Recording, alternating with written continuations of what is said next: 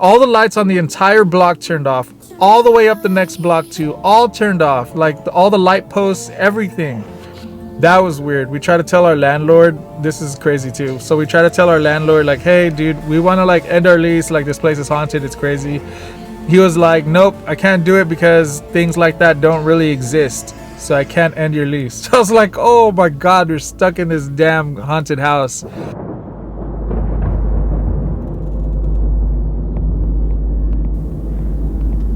Okay, I wanted to make this video in the spirit of Halloween because it is October 31st, the day that I'm shooting this.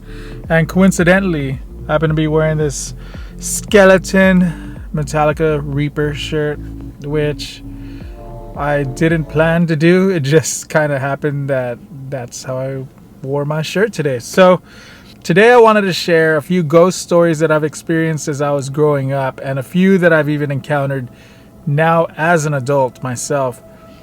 Let's get right into it. So the first ghost story is one that I remember all the way back from like high school. This ghost story, like any of my friends that were there was a lot of us. So it's crazy that like even just saying this story doesn't even feel real. But this really happened. Like for real, this really happened. It sounds stupid. I remember one time one of my friends came over to my other best friend's house and we're all hanging out at his house. He brought a crystal, like a little necklace with a little crystal pendant on it, and the crystal, he said like there was a certain way we can use it to communicate with ghosts or spirits.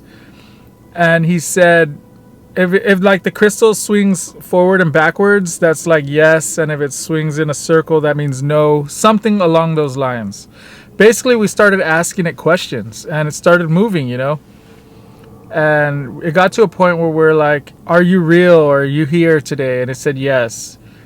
Can you prove that you're here? And it said yes. We asked the spirit if it will turn off the lights and if it could show us doing this in the next 10 seconds. And it moved yes. So then we all just waited. We were like 10, 9, 8, 7, 6. And by the time we got to like number 6, the lights on the front porch and inside the house turned off. Like it wasn't even like they turned off, it like flashed off. Like you would think the bulb burned out, but I don't think the bulb did burn out, but that's how it looked, like it flashed off. All the lights on the entire block turned off. All the way up the next block too, all turned off. Like all the light posts, everything. We were like all excited. We were teenagers in high school. We started jumping around all crazy, like, oh my God, it freaking worked. This is insane. This is crazy. Wow. All right, so we're like, we all gather our like selves, we all get our composure again, right? So then we ask again, was that you? And it said yes. And it starts moving, you know, yes. We're like, oh dang, will you turn on the lights again? And it said yes. And then we said, will you do it in the next 6 seconds? And it said yes. And then we said, well, I guess we'll just wait. And then like literally within the next like 6, 5, all the lights turned on in the house, all the lights turned on in the whole block, all the way up the street. It was just too coincidental to like not be real. I mean, if that was a pure coincidence, what are the odds that we asked it to turn off the lights? And what are the odds that the whole neighborhood block turned off? And it was crazy because it wasn't just me. There was like at least 6, 7, 8, 9 of us there, all friends just hanging out in the front yard. It was insane, dude. That was the freakiest thing that's ever happened to me as far as like paranormal type stuff goes. Or is it? This next story is one time when I was in my house, I had to kind of like donate my room to one of my relatives that was staying with us. So I slept on the couch for maybe a week or two, right? During one of the times that I was sleeping on the couch, we had a rocking chair in the living room. And that rocking chair, I don't know, I feel like I get vibes sometimes, you know, like I could feel the vibe or an energy in a room. And this one night, like I had my headphones in my ear, I was laying on the couch, headphones in my ear, I had my blankets over my face, but I was still kind of like peeking out from under the blankets a little. Like I just felt like, it was weird because I felt like if I kept looking, I was going to see something. Maybe that's why I did see something, I don't know, but like maybe I put out that aura that I want to see something, and maybe that's why it attracts things to happen. I don't know. I haven't experienced this. But as I was looking out from under the blankets, I saw the rocking chair. Like the rocking chair was like this, just chilling out, and then like it gets up and then like goes back and rocks like that. Almost as if somebody leaned forward to get out of the rocking chair, and then like they got up out of the rocking chair and like it kind of like, you know, like leaned up and then went back and rocked like that. It was the craziest thing. I was like so scared, but it was like 1, 2, 3 in the morning. I couldn't just go wake up my whole family. I should have, right? Or like, I don't know. I was a kid. I wanted to wake up my whole family and just let them know like what I just saw. But I don't know. I don't even know how I did it. I think I just turned up the TV a little bit, turned on my headphones, and I was just heart racing, and I forced myself somehow to go to sleep. But that was the freakiest, scariest thing. And the scariest thing is that that's your house, you know, like it's not like you can leave that place. Like you live there. You got to come back to that again and again and again. And that wasn't the last night that I had to sleep on the couch. I had to sleep on the couch for like a little while after that too. So it freaked me out to like have to sleep there for the rest of the while. It made me really paranoid. Another time I was at my house, we were having a family gathering, like everyone was like eating like barbecue, or what was it, like fajitas. Everyone was eating fajitas and stuff, and we're all in the living room, and in the restroom, like the shower turns on, the sink turns on, and we all hear the water running like full blast. And we take off over there to go check it out, and sure enough, the shower's turned on and the sink is turned on, and we're just freaked out. We're like, whoa, that's crazy, right? Like, wow. And we end up turning off the water, but I mean, it was just weird. Like it wasn't scary because we had all our family there, you know, but it was still really weird. Anyway, I didn't get scary vibes from that one, but still really weird. Maybe like residual haunting or something. I don't know. The next time, I still don't know if like my sister was serious about this or not. But one time I was in my room, I had my headphones on. I was probably in middle school, and she runs in and opens my door and says like, "Did you hear that, Ray?" And I was like, "What are you talking about?" And she said that she heard scratches on the wall, and she heard like a lady, like, you know, a lady like making noise or something. Anyway, I don't know. That she seemed genuinely freaked out. I don't know if she was just trying to prank me. I never really found out. I never asked her again. So this one might not be like real, but that alone, just like hearing how scared she was, made me always paranoid to walk around my house for a long time with my headphones in my ear. Because what if there is stuff going on around me, like noises and stuff, and I'm not going to hear it, you know? So I kind of want to be aware of that type of stuff. Anyway, next one. There was a certain stage in my life, like middle school, high school, where like every day around 2 a.m., like the TV would just turn off. The TV would turn off. I would turn it back on. Then the TV would turn off again. Sometimes the volume will go all the way up. Sometimes the volume will get turned down, and then the TV would turn off.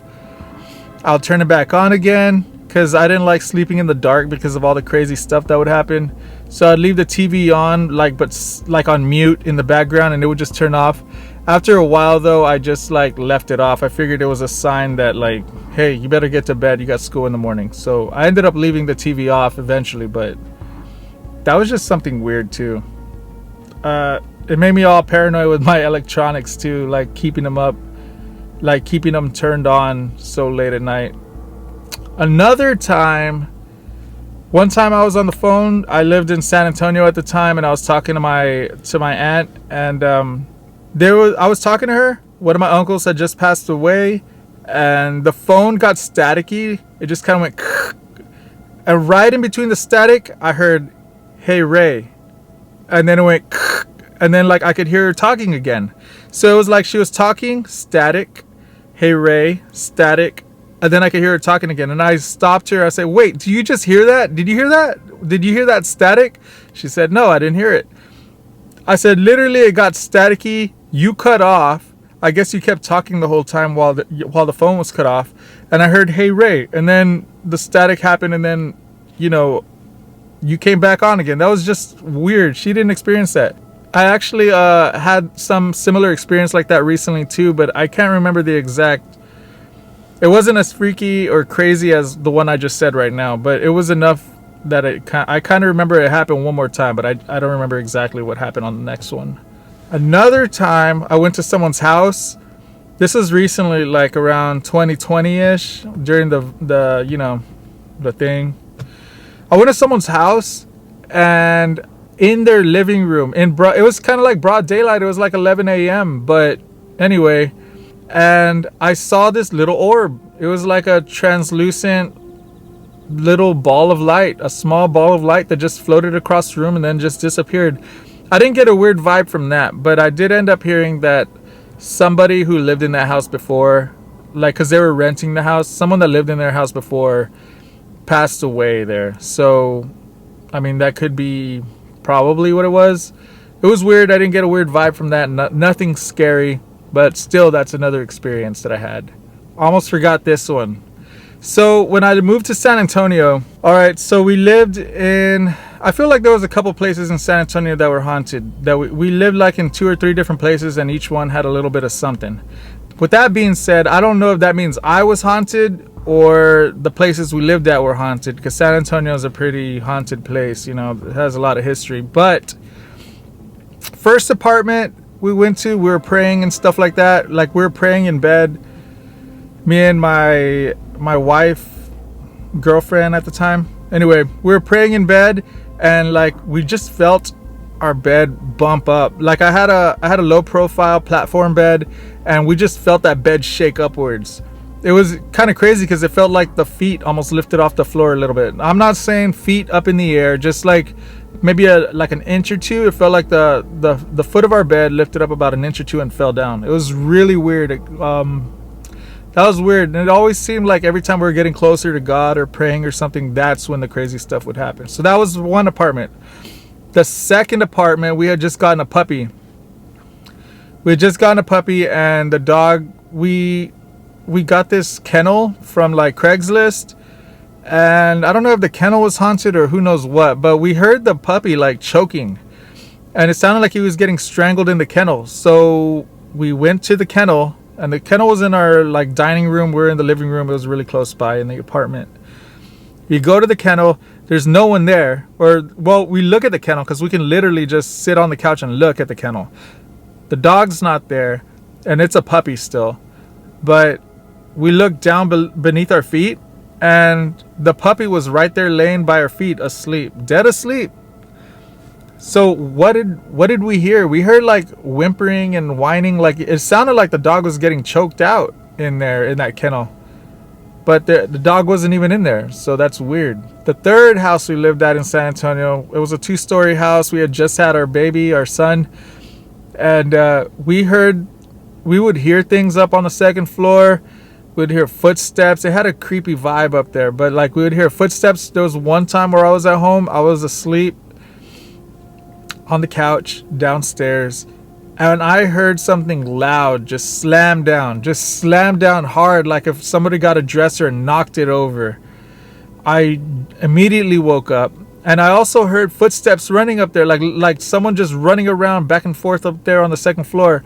I got up, I ran up the stairs as fast as I could, and when I got up there, like everything was still perfectly normal. No dressers were knocked over, no bed was moved, no lamps were messed up, no TV, nothing. Everything was perfectly normal. I don't get it. I don't know what happened with that. That was weird. We tried to tell our landlord, this is crazy too. So we tried to tell our landlord, like, hey dude, we want to like end our lease, like this place is haunted, it's crazy. He was like, nope, I can't do it because things like that don't really exist, so I can't end your lease. So I was like, oh my god, we're stuck in this damn haunted house. Anyways, we ended up praying again, blessing the place. Everything settled down finally, but I never forgot that whole incident. It always kind of gave me a creepy vibe. There was one time we had a downstairs, in that same house, we had a downstairs restroom. When you would go use that restroom, if you listen closely, you could hear like talking up on the second floor. Up on the second floor above we had like a half restroom downstairs in the kitchen area.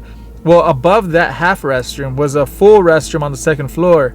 And you could hear like mumbling. You can't even make out what they were saying or what it was saying, but you could hear mumbling up on the second floor. It was weird. It was creepy. I didn't like that. I didn't like that little corner of the house where that restroom was. It was just weird. I didn't like it. After that, when we moved to Corpus, I didn't have any more crazy stuff.